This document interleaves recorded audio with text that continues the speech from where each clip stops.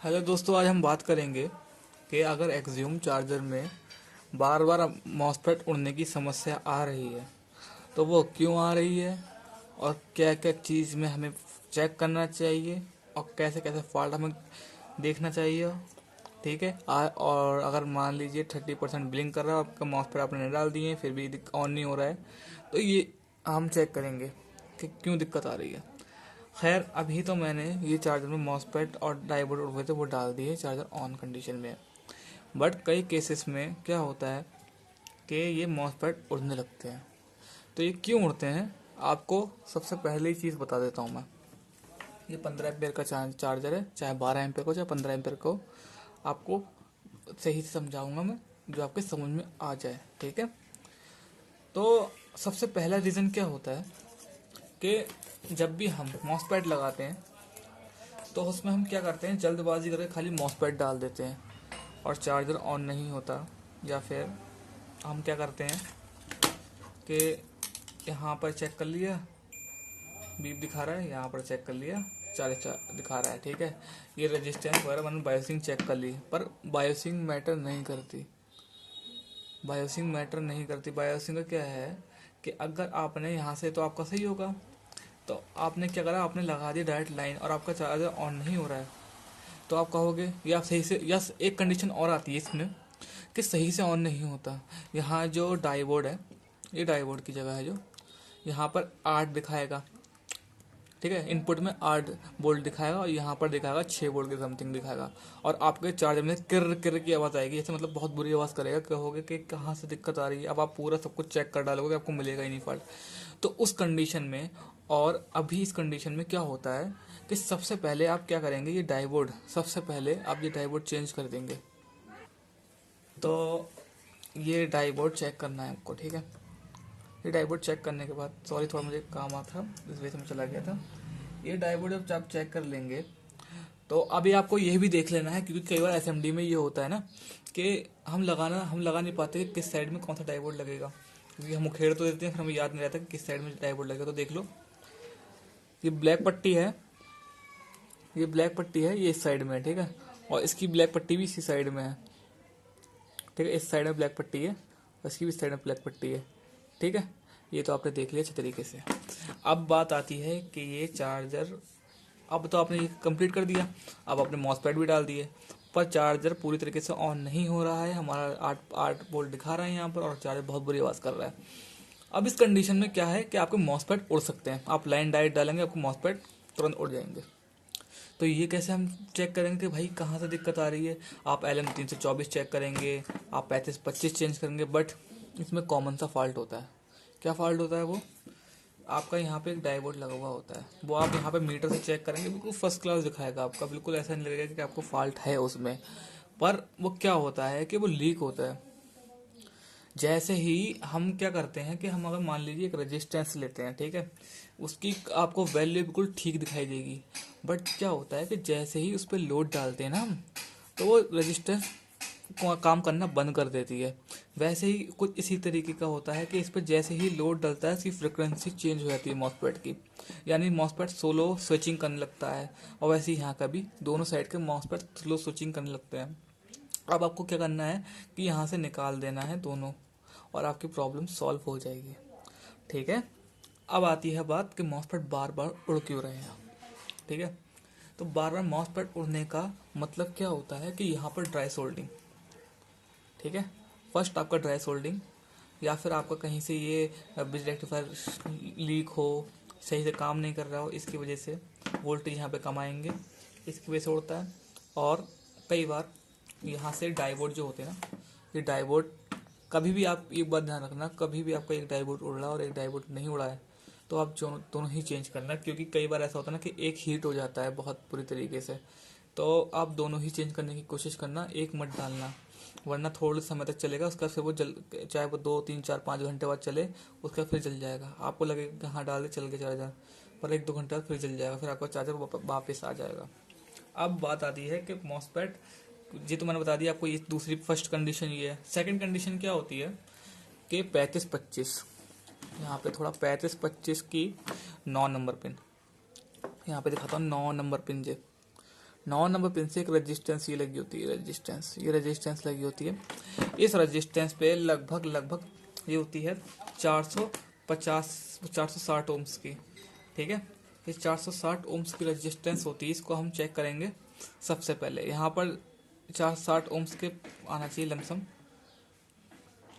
देखिए 465 आ रहा है, यानी कि हमारे रेजिस्टेंस बिल्कुल ओके है, ठीक है। इस ट्रैक को हम पकड़ेंगे अब, इस रेजिस्टेंस के ट्रैक को पकड़ेंगे और यहाँ पे देखिए बीच में क्या है, बीच में है एक जिनर, पलट के दिखाता हूँ। बीच में है एक जिनर, ये जिनर है रेड कलर का, ठीक है। इस रेड कलर के जिनर को चेक करेंगे, क्योंकि कई बार कंडीशन में एम्पेयर हाई हो जाता है या आपका एम्पेयर काम नहीं करता है, तो इस कंडीशन में आप ये जिनर भी चेंज करेंगे, ठीक है। ये जिनर भी ठीक बता रहा है, बट क्या होता है कई बार आपका एम्पेयर ठीक नहीं होता, तो आप ये जिनर भी चेंज करने की कोशिश कर दिया करा करके, क्योंकि 1-2 रुपये की चीज़ है, ज़्यादा महंगी चीज़ नहीं होती, आप ये चेंज कर दें, ठीक है। अब भी आपने ये सब कुछ कर दिया, सब कुछ चेक कर लिया, फिर भी आपको मॉस्फेट उड़ रहा है, तो कंडीशन क्या है, अभी इसको साइड में हटा कर रखता हूँ। तो अब यहाँ अभी मान लीजिए आपका चार्जर ऑन हो रहा है, 1 आध घंटे में मॉस्फेट उड़ जा रहा है, ठीक है। उस कंडीशन में क्या है कि 1 आध घंटे में उड़ जा रहा है, 2-3 मिनट में उड़ जा रहा है चार्जर का मॉस्फेट, तो उस कंडीशन में क्या होता है कि 2 चीज़ बचती हैं आपके मेन, ठीक है। वैसे तो ये फ्रिक्वेंसी के लिए अगर मान लो ट्रांसफार्मर आवाज़ करता है तो आप ये भी चेंज कर सकते हैं, फ्रिक्वेंसी वाला जो पीएफ जो होता है ये भी चेंज कर सकते हैं, दिखा देता हूँ क्लोज में करके। ये वाला जिसका नंबर है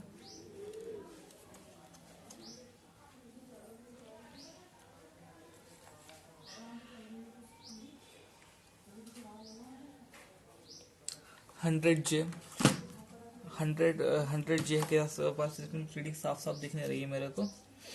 यहाँ पे आप 102 का भी लगा सकते हो, ठीक है। और अगर आपका है, मान लीजिए आपका 15 एम्पेयर का है, तो आप 102 लगा सकते हैं, और अगर 12 एम्पेयर का है तो 222 का भी लगा सकते हैं, चल जाएगा, आपको काम कर जाएगा। अब ये तो ठीक है, अब ये भी चेक कर लिया। अब क्या बचता है हमारा एमटी और इंडक्टर कॉल। एमटी और इंडक्टर कॉल को कैसे फाइंड करेंगे? एमटी इंडक्टर कॉल को ऐसे फाइंड करेंगे कि सबसे पहले इस पीएफ को साइड में निकाल लेंगे, ठीक है। इस पीएफ को साइड में निकाल के एक बल्ब डोरी लगाएंगे यहाँ पर, ठीक है। एक तो आपने स्विच पे लगा रखी है, ठीक है, और एक यहाँ पर लगाएंगे।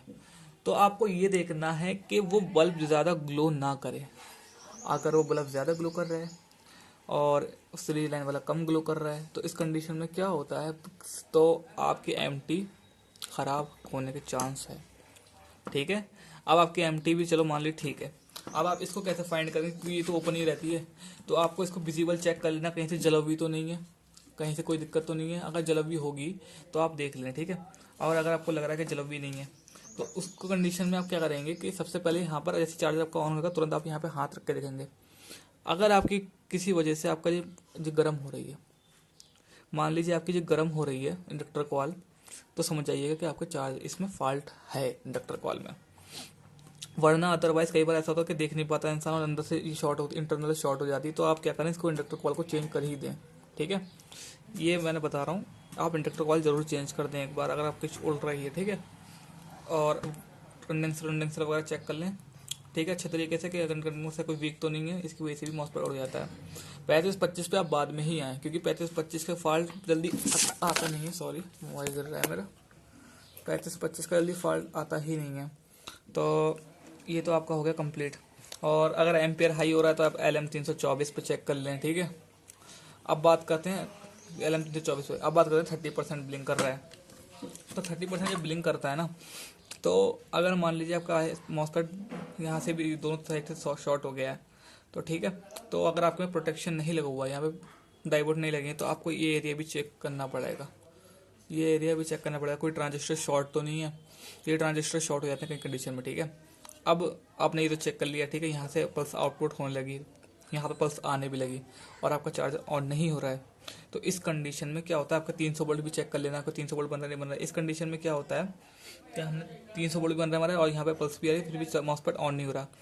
तो आप ये बात ध्यान रखिए, अगर आपका एक मॉस्फेट जो है, इनमें से एक मॉस्फेट की स्विचिंग सही नहीं होगी, तो दूसरा मॉस्फेट भी ऑन नहीं होगा, ठीक है। आपको मॉस्फेट प्रॉपर तरीके से चेक करना है, ठीक है, उसके बाद ही डालना है। थोड़े दिन बाद मैं डिवाइस बनाने वाला हूँ एक मॉसपेट वाला, और मॉसपेट चेक करने का, तो उसके बाद आप मॉसपेट चेक करके आराम से बना सकते हैं। ठीक है, उसको चेक कर सकते हैं मॉसपेट स्विचिंग कर रहा है या नहीं कर रहा है। और इसके और यहाँ पे रेजिस्टेंस सारी चेक कर लें तो अच्छा ही रहेगा आपके लिए, और यहाँ वाली भी रेजिस्टेंस। ठीक है, बस आपका चार्जर ऑन हो जाएगा परफेक्टली। और कई बार इसका क्या होता है कि रेजिस्टेंस की वैल्यू चेंज करने से फ्रिक्वेंसी अलग हो जाती है, तो ये भी होता है। हाँ, क्यों नहीं होता, हो जाता है। पर इसका क्या मतलब है ना कि आप कंपनी की जो फ्रिक्वेंसी बनाई हुई होती है वो आप बिगाड़ रहे हैं, इससे आपकी दिक्कत है। कंपनी वाले अपने हिसाब से फ्रिक्वेंसी सेट करके भेजती है चार्जर की, इसके आपको चार्जिंग में दिक्कत आ सकती है, गर्म बहुत होगा चार्जर। तो आप इसको ना करें, आप किसी की वीडियो देख के ये सब देख के आप ना करें, तो अच्छा ही रहेगा। ठीक है, आप अपने हिसाब से काम करें, आप किसी के ऊपर ज़्यादा ना देख के अपनी तरफ से कुछ चेंज ना करें। ठीक है, जो कंपनी का है वैसे रखें। आप अगर आपको रजिस्टेंस चेंज करना है तो आप नई जो पुरानी निकाल के नहीं डाल दें, बस बात खत्म होती है, इससे ज़्यादा कुछ ना करें।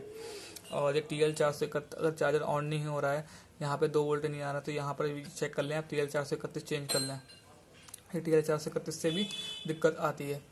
और अगर 8 नंबर पिन में 2 वोल्ट के समथिंग आ रहे हैं, तो आप ये फिल्टर के पास से, ये 8 नंबर वोल्टेज 2 वोल्ट के आसपास समथिंग आ रहा है, तो आप फिल्टर के पास से यहाँ पर एक थोड़ा ट्रैक कट करके देख लें। आपके वोल्टेज अगर पूरे आ रहे हैं तो आपकी आईसी ठीक काम कर रही है, और आपके वोल्टेज कम आ रहे हैं, इस कंडीशन में आपकी वोल्टेज कम आ रहा है, तो आपकी आईसी 3525 आईसी सही से काम नहीं कर रही है। ये मैंने आपको प्रॉपर पूरे तरीके से एक्सियम का बता दिया है कि कैसे फॉल्ट काम करता है। अब आती है हमारी लास्ट कंडीशन कि अब अगर मान लीजिए आपको फ्रिक्वेंसी चेक करना है, ट्रांसफार्मर दिक्कत तो नहीं कर रहा, तो अभी मैं क्या करता हूँ कि इसको स्विच पे लगाता हूँ चार्जर को। अब मैंने चार्जर स्विच पे लगा दिया है, अब मैं लोड डालता हूँ उस पर चार्जर का।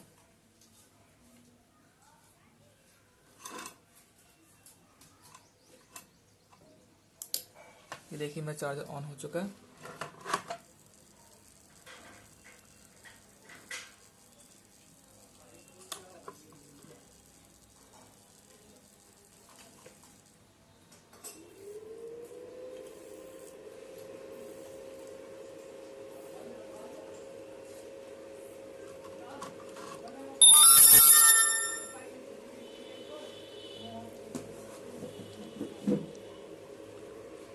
देखो यहाँ पे मेरा चार्जर ऑन हो चुका है। अब यहाँ पर अगर आपकी फ्लक्चुएशन होती है, यहाँ पे आपको ऐसे ऐसे हल्के हल्के बल्ब जो है ऐसे हल्का बुजरा जल रहा है, हल्का बुजरा जल रहा है, और फिर ये आपकी एलईडी तो सही जलेगी, ठीक है, बट आपको लग रहा है कि यहाँ फ्लक्चुएशन हो रही है। ठीक है, तो आप क्या करें कि आप इसको जो है चार्जर को समझ जाइए एम्प्टी सही से स्विचिंग नहीं कर रही है, आपके एम्प्टी में दिक्कत है, प्रॉब्लम है, या आपको बल्ब ज़्यादा ग्लो कर रहा है, तो आप समझ जाइए कि आपका एम्प्टी में फॉल्ट है। इंडक्टर कॉल से भी होता है, पर इंडक्टर कॉल आपने चेंज कर दी फिर भी आपका ये बल्ब ऐसा कर रहा है, तो आप समझिए इंडक्टर कॉल इससे एम्प्टी से फॉल्ट है। ठीक है, तो आज की वीडियो यहीं मैं कंप्लीट करता हूँ।